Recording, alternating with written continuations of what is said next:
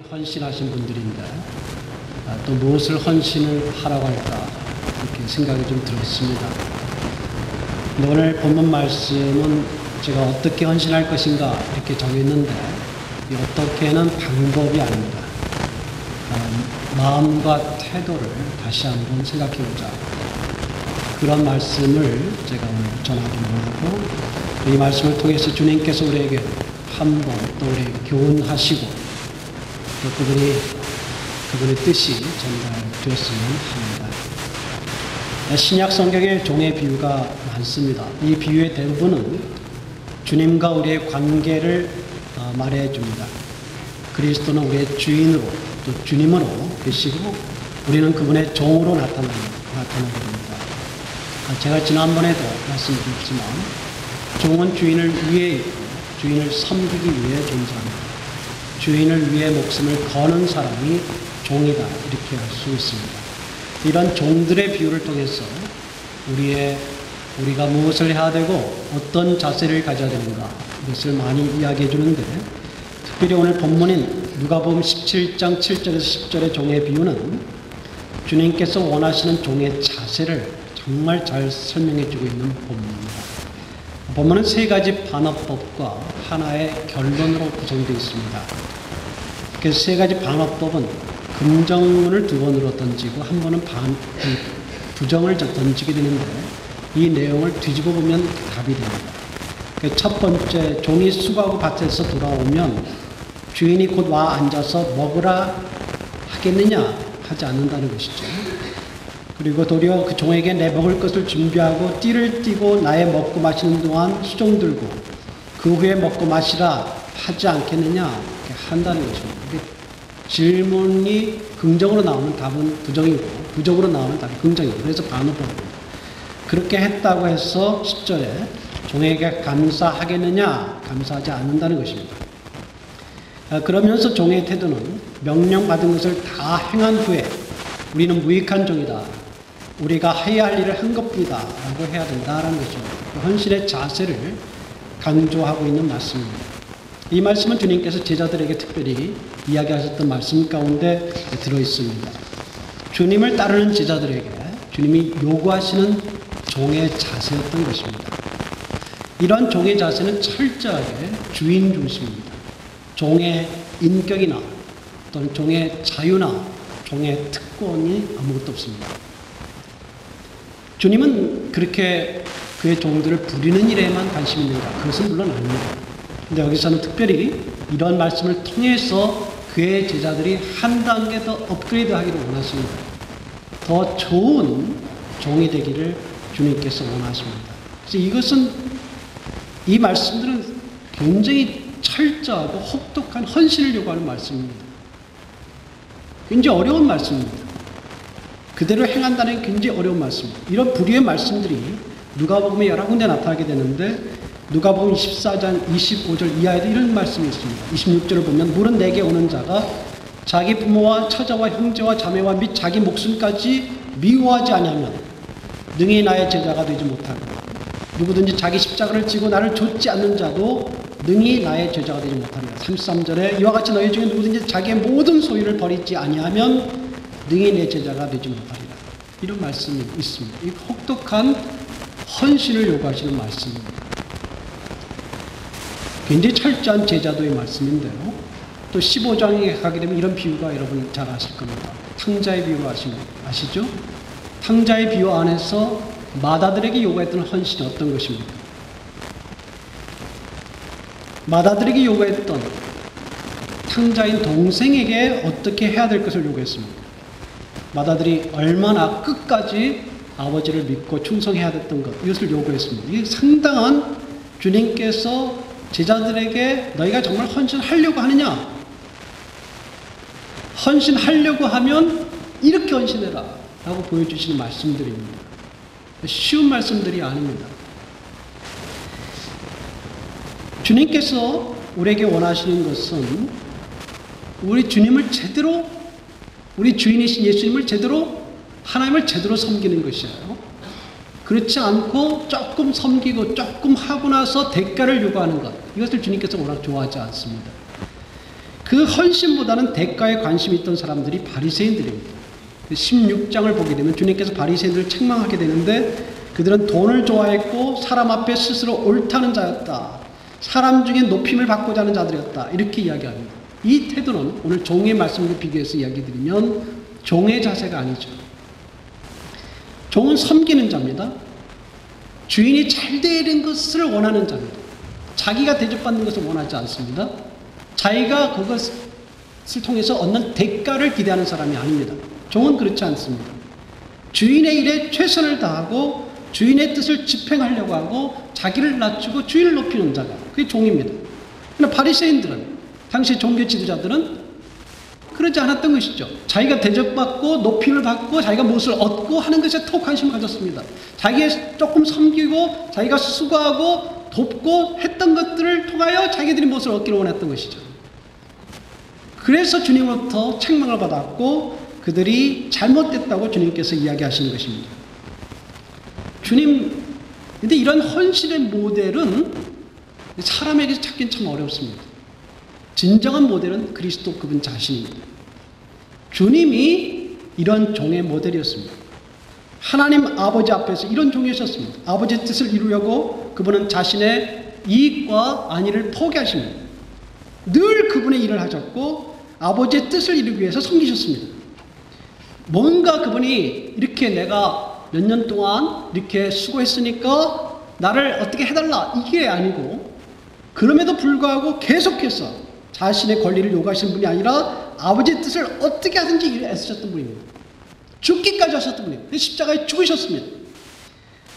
십자가에 죽기 전에도 그분이 3년 동안 사역했던 그 사역이 그분의 모든 헌신을 다한 헌신의 힘을 다한 헌신이었습니다. 아니 3년 동안의 공생의 사역만 아니라 그분이 인간으로서 성육신으로 인간으로 몸을 입고 오신 것 자체가 하나님의 아들이신 그분이 인간의 몸을 입고 이 땅에 나타나신 것 자체가 뭡니까? 헌신입니다. 수고입니다. 애쓰신 겁니다. 그걸 다 하셨습니다. 그리고 3년 동안 가르치신 일, 병 고치는 일, 돕는 일, 말씀을 가르치는 일을 위해서 애를 쓰셨습니다. 그리고 끝내 죽기까지 복종하셨습니다. 이것이 바로 그분의 헌신의 모델이었고 주님께서 뭐라고 이야기하십니까? 나만 아니라 너희도 14장 27절에 누구든지 자기 십자가를 지고 나를 따르지 않는 자도 능히 내 제자가 되지 못하리라. 너희는 나를 따르라는 거예요. 이런 모델을 따르라는 거예요. 그리스도의 모델을 따르라는 겁니다. 그것이 바로 헌신이다라고 주님께서 이야기하시는 거죠. 참 어려운 말씀입니다. 우리가 하나씩 다시 살펴보겠는데요. 7절 말씀을 보게 되면 너희 중에 누구에게 밭을 갈거나 양을 치거나 하는 종이 있어 밭에서 돌아오면 그대로 곧 와 앉아서 먹으라 말할 자가 있느냐 이렇게 이야기했는데 이 종은 당시의 종을 주님께서 대표적으로 두 가지 종을 나눠서 이야기했습니다. 농사하는 종과 또는 양을 치는 종을 이야기했습니다. 그 밭에서 그 두 가지 일을 중에 어느 하다가 밭에서 돌아온다는 밭보다는 정확히 말하면 일터일 거예요. 일터라고 번역하는 게 좀 더 정확한 번역이라고 저는 보는데 일터에서 돌아오게 되면 근데 수고를 많이 했습니다. 이 종이 이미 많이 애썼습니다. 주인을 섬기기 위해서 자기 맡긴 일들을 다 한 것입니다. 이제는 그 돌아올 때를 가만히 문맥을 보게 되면 식사할 때입니다. 근데 와서 앉아서 먹으라. 일터에서 돌아와서 이제 밥 먹을 때인데 와서 먹으라. 이렇게 하지 않는다는 것입니다. 그렇게 할 것을 하지 않는다는 거예요. 그 말씀 무슨 말이냐면 종들이 그걸 기대하지 말라는 거예요. 종들의 자세가 첫 번째 자세가 뭐냐면 내가 일을 해야 되고요. 열심히 일을 하고 일을 했으니까 이젠 쉬고 싶죠. 쉬고 싶은 거예요. 정당하게 내가 식사를 하고 싶은 거예요. 밥을 먹어서 앉아서 쉬고 싶을 또 밥을 먹을 그런 이제는 대가를 그 정도는 받아야 된다고 생각하는 것입니다. 그러나 주님께서 우리에게 말씀하시는 것은 종은 그것을 먼저 기대하지 않는다는 것입니다. 종의 자세는 최선으로 어떻게 하면 사역할까 라고 생각하는 것이 종의 사역의 자세고 이만큼 하면 됐다 이렇게 생각하지 않는다는 거예요. 이만큼 내가 주님에서 수고했으니까 이젠 됐다 이렇게 생각하지 않는다는 것이에요. 내가 주님을 위해서, 교회를 위해서 이만큼 충성했으면 됐다, 이렇게 생각하고 이제는 안 해도 된다, 이렇게 생각하지 않는다는 것입니다. 주님께서 물론 쉼이 필요 없다거나 쉬지 말라는 것은 아닐 거예요. 그러나 그것을 당연히 생각하는, 내가 수고했으니까 수고한 만큼 보답을 받아야 된다, 또는 수고했으니까 이제 쉬어야 된다라는 당연하게 주인에게 그것을 요구하는 것은 자만심이라는 것입니다. 이거 오늘날의 우리에게는 이해할 수 없는 말입니다. 만약 직장에서 이런 자세를 요구한다면 아마 직장에 남아있을 직원이 없을 것입니다. 오늘날에는 민주적 평등관계가 지속됐기 때문입니다. 그러나 이 말씀을 통해서 우리에게 주고자 하는 것은 일반 그런 직장에서 일을 말하는 것은 아니고 그리스도와 우리와의 관계, 주님과 우리의 관계를 이야기하고 있습니다.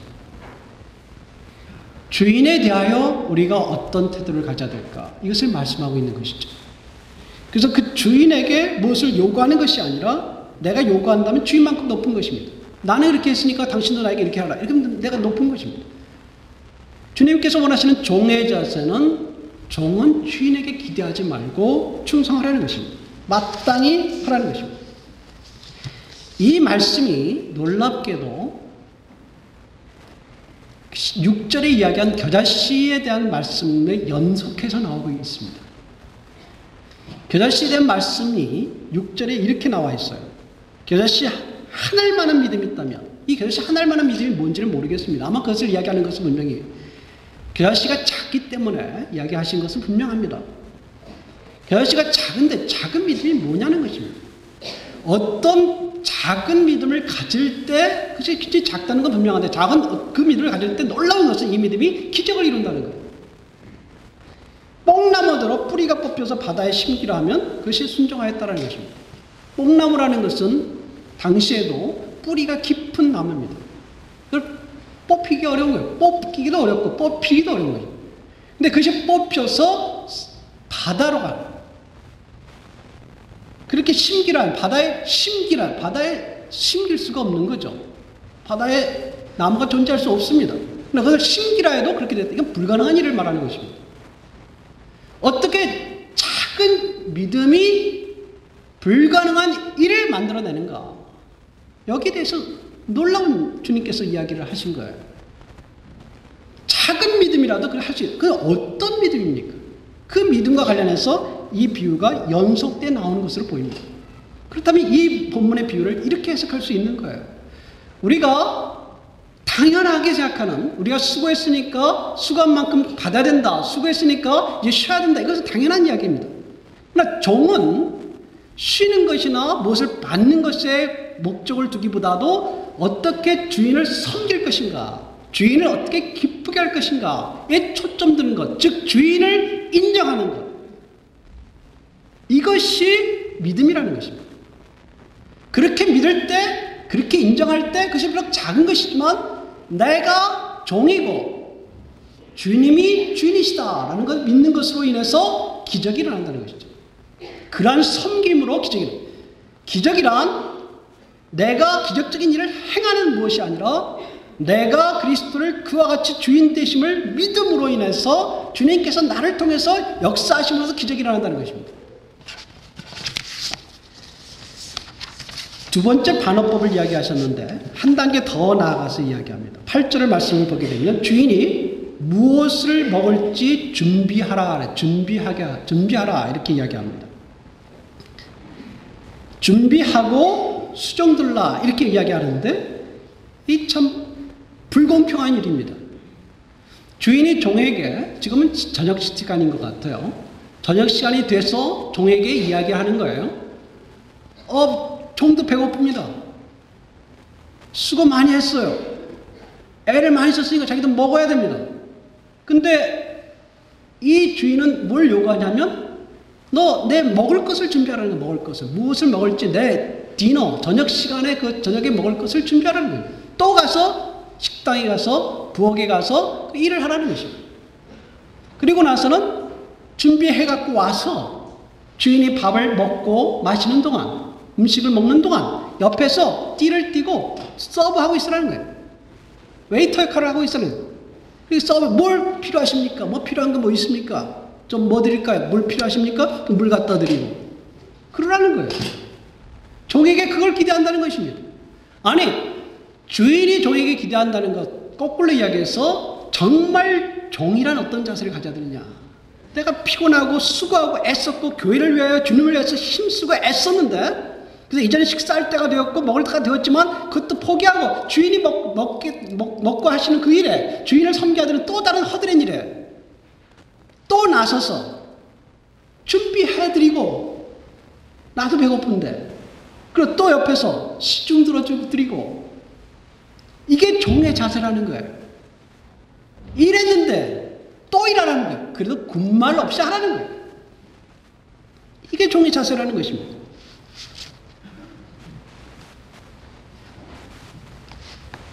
어떤 몽골 선교사를 제가 만난 적이 있습니다. 선교사 부부인데요. 평신도 선교사였습니다.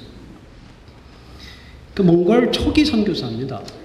그 당시에 지금은 몽골에 많은 선교사들이 갔고 또 많은 사역들이 이루어지고 있지만 당시는 황무지 같은 그런 사역을 해야 했습니다. 척박한 땅이었습니다. 당시만 해도요. 그리고 7년 동안 애를 썼을 때 이분들이 이제 좀 쉬고 싶었어요. 몽골에서 떠나고 싶었어요. 그 당시에 초기이기 때문에 선교사님도 한국인들도 많지 않았을 때입니다. 그런데 그러다가 이 본문을 접했어요. 이거 보니까 난 쉬고 싶은데 또 하라는 거예요. 이 말씀을 주님이 나에게 자신들에게 주신 말씀으로 생각하고 그 다음에 다시 순종하고 그곳에 남아서 일을 하기 시작했습니다. 그랬을 때 그 지역이 7년 동안 그렇게 어려웠던 그 땅이 추수할 땅으로 바뀌는 것을 보게 되었습니다. 그들을 통해서 국제대학이 설립이 되고 또 많은 사역들이 일어나기 시작했습니다. 또 많은 한국의 선교사들이 오기 시작했습니다. 결심하는 믿음이 있었던 것입니다. 그리스도가 주인이시고 내가 종이다. 그러므로 그분이 하라고 하면 하는 것입니다. 그렇죠?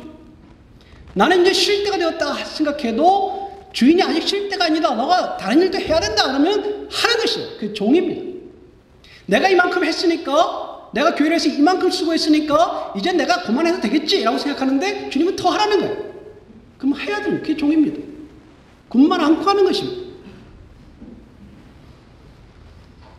아무리 힘든 일이라도 종은 최선의 열심을 다하고 늘 힘이 지나도록 애를 쓰고 불평하지 않고 종의 자세로 나아가는 것. 이것이 놀라운 일을 만들어내는 믿음이라는 이것입니다. 믿음이란 초점을 나에게 두는 것이 아니라 주인에게 두는 것입니다. 초점을 주인에게 두고 주인을 어떻게 하면 기쁘게 할까? 주인을 어떻게 하면 섬길까? 주인이 어떻게 하면 행복할까? 그게 초점인 거예요. 그게 종의 자세를 이야기하는 것입니다. 초점이 내가 아니고 그것이 믿음입니다. 주님이 왜 믿음이에요? 그분은 그것을 받을 만한 분이 있잖아요. 우리의 주인이신 예수 그리스도는 하나님의 아들이십니다. 우리를 구원하신 분입니다. 이 세상의 주인이십니다. 그분은 우리의 섬김을 마땅히 받으실 분이에요. 받으실만 합니다. 우린 종입니다. 그러므로 우리의 관심을 그분에게 두라는 것입니다. 그럴 때 겨자씨의 기적이 일어나는 것입니다. 만약 우리에게 아무런 일이 일어나지 않는다면 우리가 겨자씨의 기적과 같이 뽕나무가 들리는 놀라운 기적들을 보지 못하고 우리가 산이 옮기는 그런 기적을 보지 못한다면 물론 보지 못할 수도 있습니다.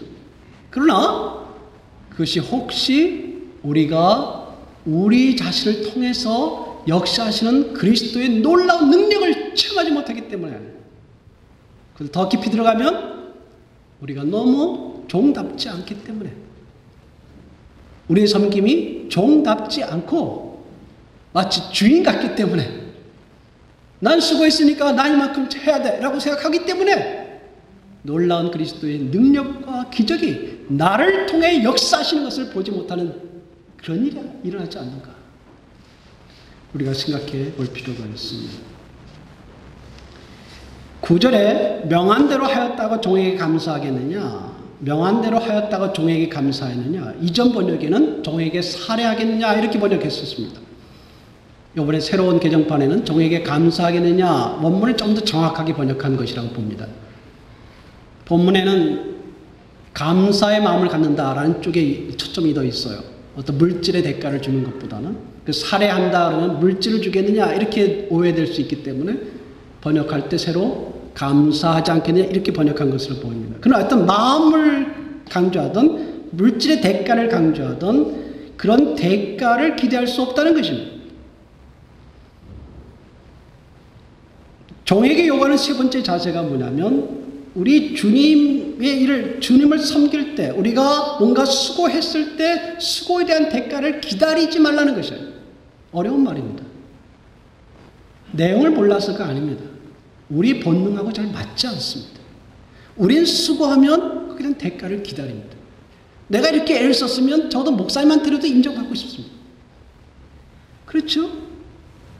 내가 수고를 많이 했으면 다른 동료인 형제자매들로부터 박수를 좀 받고 싶어요. 이게 우리들의 모습입니다. 우리들의 본능입니다. 그런데 수고를 열심히 했고 애써서 내가 맡은 일을 다 하고 왔어요. 또 와서 식사도 못하고 주인의 허드렛 일을 도와야 됩니다. 옆에서 시중 들어야 돼요. 밥도 준비해야 돼요. 그리고 옆에 서 있어요. 그리고 나서야 조금 먹고 마실 수 있겠습니다. 근데 그렇게까지 수고했는데도 정말 애를 쓰고 썼는데도 주인에게부터 고맙다라는 말을 또는 그러한 대가를 기대하지 말라는 것입니다. 이게 얼마나 어려운 이야기입니까? 얼마나 우리의 본성과 맞지 않습니다. 제가 이 말씀을 준비하면서도 참 많이 찔려요. 왜냐하면 저도 대가를 기대하는 사람에 속합니다. 저도 그런 사람이더라고요. 뭘 내가 했으면 한 것에 대해서 보답을 받기를 원해요. 안 받으면 서운합니다. 근데 이 자세는 그게 아니에요. 대가를 기대하지 말라는 거예요. 그럼 우리 주인을 거꾸로 생각해 보죠. 우리 주인이 대가를 안 주는 분이냐? 그분이 우리 예수 그리스도 우리 주님은 하나님 또 하나님 우리 아버지는 우리가 아무리 수고해도 대가를 안 주는 냉혹한 분이시냐? 그래요? 그건 또 아니지 않습니까? 우리가 잘 알고 있는 달란트 비유도 보세요. 종이 그의 명령을 따라 주인의 명령을 따라 애쓰고 열심히 달란트를 더 만들면 주인이 주는 게 달란트입니까? 그 번 달란트만 주고 달랑맙니까? 아니에요. 우리가 본문을 주의 있게 말씀을 주의 있게 그 의도를 살펴보면은 달란트도 받죠. 2달란트 받은 자가 2달란트 번 것도 받습니다. 주인이 안 가져요. 그렇죠? 주인이 2달란트 했으니까 너가 2달란트 4달란트 만들었으니까 넌 그 2달란트 것도 내 거니까 너 1달란트만 맞고 3달란트 내가 이게 아닙니다. 달란트 다 줘요. 달란트 줄 뿐만 아니라 더 큰 것을 준다고 했어요. 이건 작은 일이라고 했습니다. 이건 작은 일에 충성했어요. 더 큰 것을 주는 거예요. 그건 달란트와 비교할 수 없는 큰 겁니다. 주인은 그런 분입니다. 다시 달란트 만들면 10달란트만 주는 게 아니라 1달란트 더 주는 건 그것만 아닙니다. 더 큰 것을 그것도 작은 일이었습니다. 문화 비유를 여러분 아시죠? 문화 비유가 19장에 나오는데 누가복음 한 문화로 10문화를 만들었습니다. 한 문화로 5문화를 만들었어요. 그러면 그 문화에서 나눠서 주는 것도 아니고 5문화, 10문화 그냥 주는 걸로 끝나는 것도 아니고 그것보다 그거는 얼마 안 되니까 뭘 주시는 거예요? 고를 다스리는 10고를 다스리는 권세. 문화하고는 비교가 되지 않습니다. 5고를 다스리는 권세. 내가 수고한 대로 주는 게 아니라 내가 수고한 것보다 더 많이 주시는 분입니다. 맞습니까? 우리가 수고하는 것은 정말 작은 일이에요. 하나님이 오로지 하나님이 우리 아버지 하나님이 사랑의 풍성한 하나님께서 우리의 만유의 주가 되신 만왕의 왕이신 우리 주님이 우리에게 주시는 것은 감당할 수 없는 것입니다. 우리 주님은 그런 분이에요. 그럼 무엇을 이야기하시는 겁니까? 오늘? 주인은 그런 분이니까 주인은 그렇게 하시는 분이에요. 그분은 그런 분이에요. 그러나 종은 어떤 종이어야 되느냐? 대가를 바라면서 그렇게 사리 계산하면서 사는 종이 아니라 종의 자세는 대가가 없어도 힘들어도 그 목적을 자기에게 두지 않고 정말 주인을 어떻게 하면 기쁘게 할까? 어떻게 하면 주님의 뜻을 따를까? 어떻게 하면 주님의 나라를 좀 더 크게 만들까? 어떻게 하면 주님의 하나님의 뜻을 이 땅에 이루게 할까라는데 집중하고 신경을 쓰고 그게 아닌 게 종의 자세라는 겁니다. 내가 이렇게 했으니까 주인 주셔야 되죠? 왜 안 주세요? 이러지 말라는 거예요.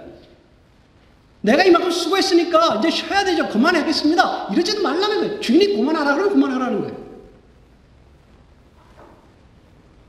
종이 요구할 것을 요구하는 것은 종의 자세가 아니라는 것입니다.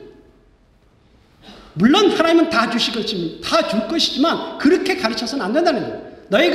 내가 너에게 수관대로 갚겠다. 수관보다 더 지나치게 갚겠다. 이것도 가르쳐 주셔야 되지만 종들에게. 그러나 중요한 것은 종이 가르쳐도 너가 조건 없이 나를 섬길 수 있느냐.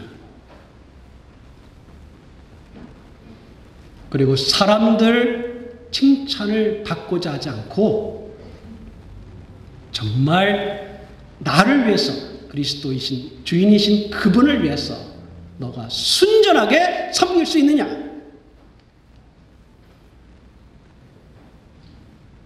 어려운 일이 있을 때, 가정이나 교회 어려움이 있을 때, 그 일을 위해서 수고한 분들이 있게 마련입니다. 주님이 그들을 위해서 그들을 사용하신 것입니다. 그게 주님이 그분들을 두신 이유입니다. 수고했어요. 저는 어떤 일이 일어났는지 모릅니다. 주님께서 그것을 아십니다. 충분히 아셔요. 그러나 수고하신 분들은 어떻게 생각하셔야 됩니까? 난 이렇게 수고했으니까 그만? 그건 아닐 거예요. 난 수고했으니까 보답을 달라. 이것도 아니에요. 내가 수고했으니까 장로를 세워야 된다. 이것도 아니에요. 내가 수고했으니까 훈장을 달라. 이건 종의 자세가 아닙니다. 종의 자세는 주인이 나를 보답하지 않아도 좋습니다. 내가 수고한 것을 주님이 받으셨으면 됐습니다. 왜? 난 종이니까. 종은 주인을 위해서 존재하는 거 아닙니까? 내가 애를 쓰고 눈물 뿌리고 기도하고 했던 그 모든 것 주님 받으셨으면 난 그걸로 행복합니다. 그래서 주님이 기뻐하시면 됩니다. 그래서 교회가 잘 되면 됩니다. 나는 종으로 있겠습니다. 이게 종의 자세예요. 이게 종의 자세. 그런 종을 주님은 원하십니다. 그런 종을 주님은 기뻐하십니다. 그런 종을 주님께서 크게 위대하게 쓰시는 것입니다.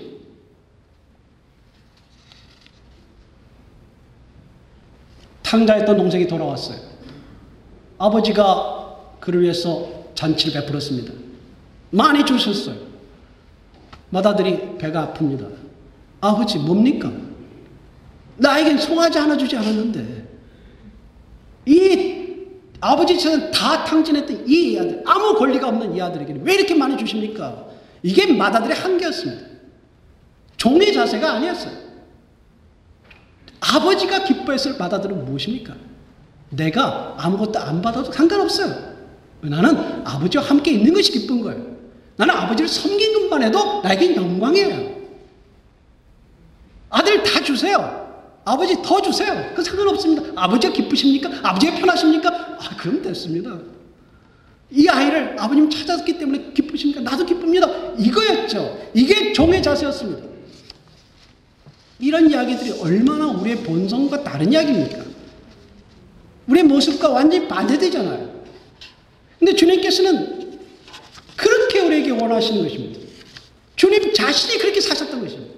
주님 자신이 아버지 하나님을 위하여 그렇게 섬기셨던 것입니다. 그것이 얻는 것입니다. 그것이 진정하게 우리가 받는 것이에요. 내가 주를 위하여, 그리스도를 위하여, 교회를 위하여, 주의 나라를 위하여 애쓰고 수고했어요. 그것을 내가 사람들로부터 받았다면 그것은 일단 제외된 것입니다. 물론 100% 그렇다고 볼 수는 없어요. 이해하시겠습니까? 사람들이 박수 쳤다면 그걸로 제해진 거예요. 그걸 감소된 거예요. 내가 주를 위해서 애를 썼어요. 힘을 다해서 주님을 충성했어요. 끝까지 수고했어요. 끝까지 내가 모든 것을 다했어요. 그런데 사람들이 알아주지 않았어요. 그러면 그 주인이 빚입니다. 그렇죠? 주인의 빚이에요. 주인이 나에게 빚진 것입니다. 그러니까. 내가 받을 상이 큰 것입니다. 헌신이란 무엇입니까? 우리가 어떻게 헌신해야 하는가요? 우리가 섬김에 대한 보상과 사례를 생각하지 말고 주님을 참으로 주님으로 인정한 것입니다.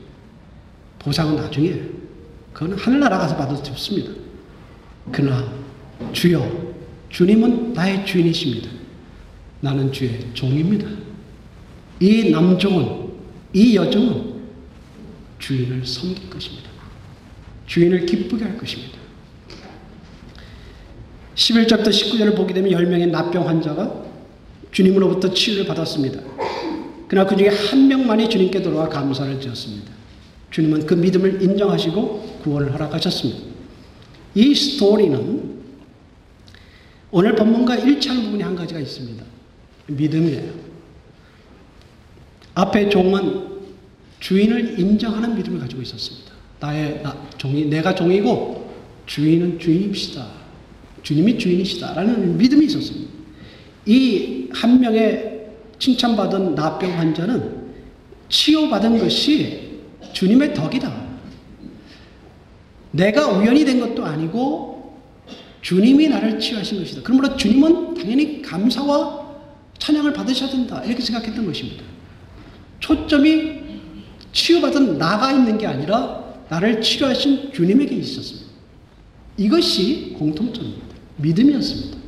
믿음이란 내가 무엇을 받는가, 내가 어떻게 되는가가 아니라 내가 그리스도를 어떻게 섬기는가, 그리스도는 누구신가, 주인이신 그분이 어떻게 마땅히 섬김을 받으셔야 되는가, 내가 하는 일을 통하여 주인을 기쁘시게 할 것인가, 이것을 생각하는 것입니다. 이 믿음이 바로 놀라운 기적을 일으키는 믿음입니다. 이와 같이 너희도 명령받은 것을 다 행한 후에, 우리가 다 한다는 것도 어려운 일이지만 우리가 하라고 하신 일을 다 행한 후에 이르기를 우리는 무익한 종이라, 무익한 종이라, 별로 도움이 되지 않습니다, 이런 뜻입니다. 겸손한 말이죠. 이렇게 수고했는데 얼마나 많은 애를 썼어요. 얼마나 많이 도움이 됐겠습니까? 그런데도 스스로 생각할 때 내가 한 거 별로 없습니다, 이거죠. 우리가 해야 할 일을 한 것이다. 무엇입니까? 난 종이었습니다. 종입니다. 종이 하는 거죠. 종이니까 주인을 잘되게 하기 위해서 하라는 일을 하는 거죠.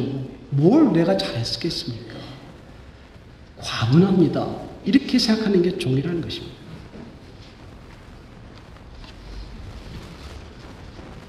우리가 주님께로 가까이 갈수록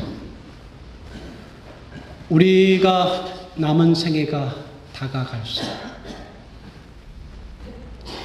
어제보다는 오늘이, 오늘보다는 내일이, 이런 자세를 가졌으면 좋겠습니다. 끝까지 그렇게 충성했으면 좋겠습니다.